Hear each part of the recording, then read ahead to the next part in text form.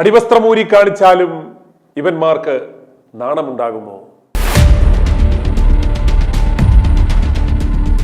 കരുവന്നൂർ ബാങ്കിൽ നിന്നും നിക്ഷേപം തിരികെ ലഭിക്കാത്തതിനെ തുടർന്ന് മാപ്രാണം സ്വദേശി ജോഷി ബാങ്കിന് മുന്നിൽ വസ്ത്രമൂരി പ്രതിഷേധിച്ചു.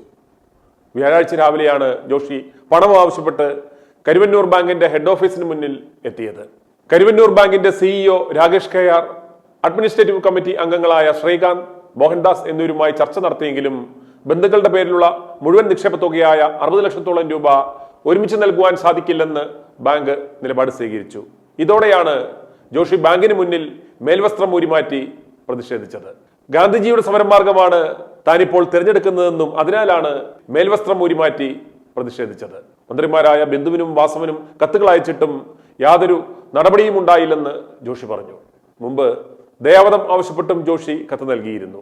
ജോഷിയുടെ ഭാര്യയുടെയും ഭാര്യാമാതാവിന്റെയും സഹോദരിയുടെ മകളുടെ പേരിലുമാണ് ഇനി 60 ലക്ഷത്തോളം രൂപ നിക്ഷേപമായി ഉള്ളത്. ജോഷിയുടെ പേരിലുണ്ടായിരുന്ന 26 ലക്ഷത്തോളം രൂപ മാസങ്ങൾക്ക് മുമ്പ് ചികിത്സാവശ്യങ്ങൾക്കായി നിരവധി സമരമാർഗങ്ങളിലൂടെ അദ്ദേഹം തിരികെ നേടിയെടുത്തിരുന്നു. CPM ഭരിക്കുന്ന കരുവന്നൂർ ബാങ്കിൽ വ്യാപക ക്രമക്കേട് കണ്ടെത്തിയിരുന്നു. കരുവന്നൂർ സഹകരണ ബാങ്ക് തട്ടിപ്പുമായി ബന്ധപ്പെട്ട് 90 കോടിയുടെ കള്ളപ്പണ ഇടപാട് നടന്നതായും ED കുറ്റപത്രത്തിൽ പറഞ്ഞിരുന്നുവെങ്കിലും ഇതിന് പിന്നിലുള്ള ഒരാളെ പോലും അറസ്റ്റ് ചെയ്യുവാൻ ഇതുവരെ സാധിച്ചിട്ടില്ല. യാതൊരു നടപടിയും ഉണ്ടായിട്ടില്ല. നിക്ഷേപകരുടെ വലിയൊരു പങ്കിന്റെയും പണം ഇതുവരെ തിരികെ നൽകിയിട്ടുമില്ല. ഇനി ജോഷിയുടെ വാക്കുകൾ കേൾക്കാം. എൻ്റെ വീട്ടിലെ ഭാഗങ്ങളും വസ്തുഭാഗങ്ങളൊക്കെ പൈസ ഇവിടെ ഉണ്ടായിരുന്നു. അത് തിരികെ കൊടുക്കാൻ പറ്റാതെ ഞാൻ ചോദിച്ചിട്ട് ദയാവധം ആവശ്യപ്പെട്ടിട്ട് ജനുവരി 28-ന് ഒരു തുക എൻ്റെ പേരിലുള്ള തുകയിൽ നിന്ന് ഒരു ഭാഗം കട്ട് ചെയ്തെടുത്ത് തന്നിട്ട് ബാക്കിയുള്ളത് 3 മാസത്തിനുള്ളിൽ തിരികെ തരാമെന്ന് ഇപ്പോഴത്തെ കരുവന്നൂർ ബാങ്കിൻ്റെ CEO പറഞ്ഞിട്ട് ജനുവരി 30 തൊട്ട് ഇതുവരെ 3 മാസം ആയിട്ടില്ല.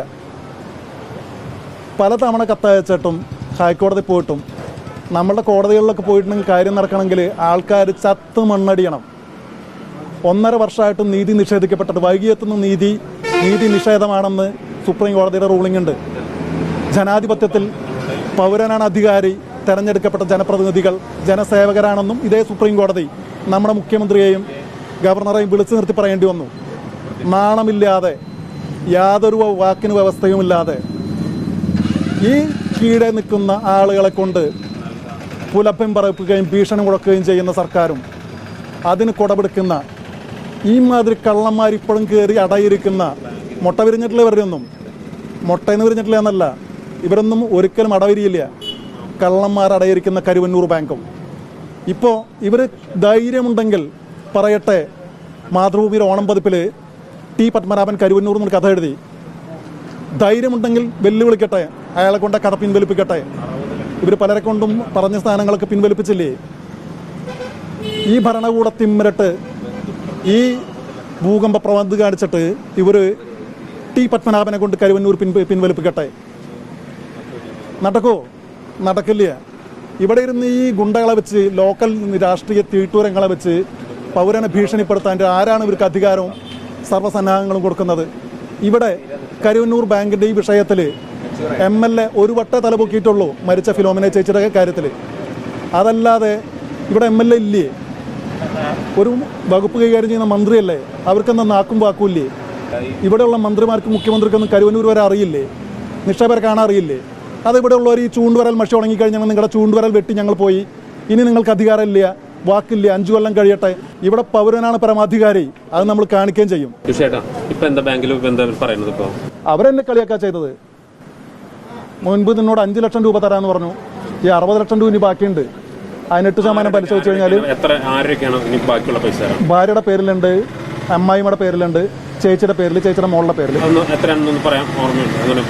എല്ലാം കൂടി ഇനി 60 ലക്ഷം രൂപ ബാക്കിയുണ്ട്. അത് അങ്ങനെ വാക്ക് ഇപ്പോഴും ഇല്ലല്ലോ. ഇവർക്ക് വാക്കില്ല. ഇവർ ഈ ഉരുട്ടി വിഴുങ്ങിയ വർത്താനം പറഞ്ഞ് ആളുകളെ കബളിപ്പിക്കുന്ന ജോലി തന്നെയാണ് ഇപ്പം ഇരുത്തിയിട്ടുള്ള ഒരാൾ. പിന്നെ ഇതിൻ്റെ അഡ്മിനിസ്ട്രേറ്റർമാരെന്ന് പറയുന്ന ആളുകൾ ഞാനിവിടെ കണ്ടിട്ടില്ല ഇതുവരെ.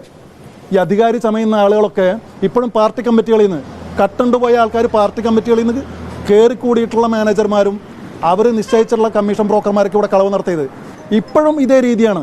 ഇവിടെ അഡ്മിനിസ്ട്രേറ്റർ എന്ന് പറഞ്ഞു കഴിഞ്ഞ് എന്നെ പരിചയപ്പെടുത്തിയിട്ടുള്ള ഒരു രാജേഷ് എന്ന് പറഞ്ഞ ആൾ, അയാൾ കേരള ബാങ്കിന്റെ ആളാന്ന് പറയുന്നത്.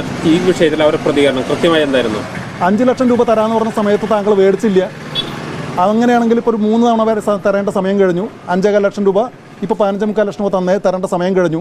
അപ്പോൾ നന്നായി ഇപ്പോൾ അത് തന്നോളൂ, 15.25 തന്നോളൂ. അതിപ്പോൾ പറ്റില്ല. അത് നിങ്ങൾക്ക് അന്ന് തരാമെന്ന് പറഞ്ഞതല്ലേ 5.25. അപ്പോൾ ഒരു 3 തവണ തരേണ്ട സമയം കഴിഞ്ഞു. എന്നാൽ ഇപ്പോൾ തന്നോളൂ, നിങ്ങൾക്ക് അത്രയും സമയം പൈസ സൂക്ഷിക്കാൻ സമയം കിട്ടല്ലേ ചെയ്ത് പറഞ്ഞാൽ അത് പറ്റില്ല. ഇവർക്കൊന്നും പറ്റില്ല. ഇവിടുത്തെ എൻ്റെ തീരുമാനം, ഇനി ഇതിനു മുകളിൽ അധികാര കേന്ദ്രങ്ങളുണ്ട്. ജനാധിപത്യ ഇന്ത്യയിൽ കരുവന്നൂർ ബാങ്കും അതിനെ നിയന്ത്രിക്കുന്ന പാർട്ടി കമ്മിറ്റികളും അതിൻ്റെ മുകളിലിരിക്കുന്ന സ്കൂളിൽ പോകാൻ വിദ്യാഭ്യാസം ഇല്ലാത്ത ആളുകളും മാത്രമല്ല അധികാരികൾ, അതിന് മുകളിൽ ഒരുപാടുണ്ട്.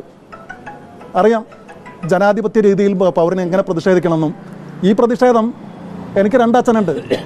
നിങ്ങൾ പറയും ചിരിക്കും. ഒന്ന് എൻ്റെ അപ്പനാണ്, 2 മഹാത്മാഗാന്ധിയാണ്, രാഷ്ട്രപിതാവാണ്. അദ്ദേഹത്തിൻ്റെ പ്രതിഷേധ രീതിയായിരുന്നു വിദേശ വസ്ത്രം ബഹിഷ്കരിക്കുക. 1922 ചെയ്തത് വസ്ത്രം ഊരി ബഹിഷ്കരിക്കുക എന്നുള്ള സാധനം ജനാധിപത്യ രീതിയിൽ ഇന്ത്യയുടെ പ്രതിഷേധത്തിൻ്റെ മുൾമുനയാണ് വസ്ത്രം ഊരി പ്രതിഷേധിക്കൽ. ഇനി ഇവർക്ക് അടിവസ്ത്രം ഊരി പ്രതിഷേധിക്കുക ഇവരുടെ അടുത്ത് വേണ്ടത്, അതിനുള്ള മാന്യതയ്ക്ക് ഇവർക്കുള്ളൂ. പക്ഷേ ഞാനത് പഠിച്ചിട്ടില്ലാത്ത കാരണം രാഷ്ട്രപിതാവ് പ്രതികരിച്ച രീതിയിൽ ഞാൻ പ്രതിഷേധിക്കുന്നു. i2i News, an eye for truth. i2i News subscribe ചെയ്തിട്ടില്ലാത്തവർ ഇപ്പോൾ തന്നെ സബ്സ്ക്രൈബ് ചെയ്യുക. നോട്ടിഫിക്കേഷൻ ലഭിക്കുവാൻ ബെൽ ബട്ടണും അമർത്തുക.